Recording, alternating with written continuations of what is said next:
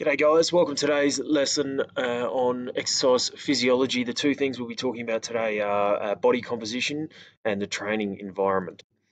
Firstly, we're going to address body composition. By composition, what I mean is what makes up the body, basically. So you're looking at the muscle content, body fat content, length of limbs. We're looking at the girth of the shoulder. We're looking at the girth of the hips, and all the sizes and what makes the body up, and the different shapes that make up elite sport. So we have basically three different types of people that in this world, three different builds, and they've been categorized into three different somatotypes. So the first one is ectomorphy, second is mesomorphy, and the third is endomorphy. If we move to the next slide, these are three elite athletes in different areas, starting from this guy here. It was an elite 10,000 meter runner. This guy was a rugby player, and this guy here was a weightlifter. So there's not one type of build which is best suited to all sports. Different characteristics of the sports and the nature of that sport will determine which type of athletes or somatotypes are best suited to that event.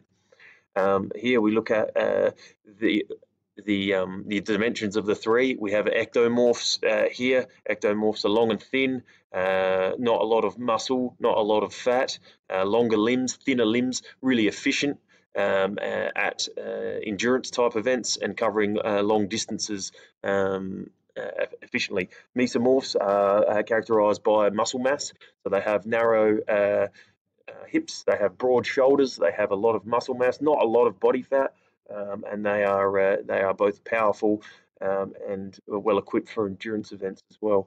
And then we have what we call an endomorph. Now, an endomorph is characterized by high levels of muscle, high levels of fat, broad shoulders, broad hips, and they're best suited to strength and power based events where a lot of force is involved, but not the most efficient of athletes because they're carrying around that weight, but they do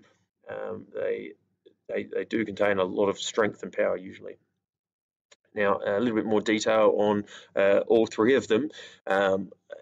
And you can read those dot points for yourself. But what down the bottom, interestingly, we have here somatotype rating. So every human being can be tested using body fat calipers. We can use tape measures to measure the size of limbs, the amount of muscle mass around the hip, say, or around the thigh, around the bicep. And we can use all sorts of different tests categorize each human being out of 7 for their endomorphy, for their mesomorphy, and for their ectomorphy. So rated out of everyone would be rated out of 7. So an extreme endomorph would be rated 7, 1, 1. So 7 for endomorph, 1 for mesomorphy, and 1 for ectomorphy. And when we look at a mesomorph, you can see there that we've got a rating for this mesomorph is an extreme mesomorph, which is a 1, 7, 1. So we rate 7 for mesomorphy and 1 for both endomorphy and ectomorphy. And then same again with the extreme ectomorphy. So we have a rating system for each body type that we come across. Now is a good time to pause this video and to follow the link down the bottom, which summarizes the characteristics of each somatotype.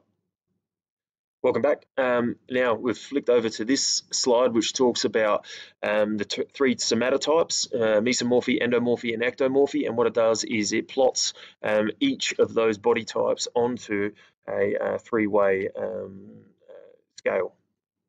So what we get then is a number rating of every body size, or the composition of each body gets a rating, and which can be put into sections on here. How did you go, guys? This is where I found these guys would probably fit in. So if you have a look, you can see where I haven't put a code next to it because it can be a little bit subjective as to exactly what it is. But hopefully you've got an idea of with the series of steps that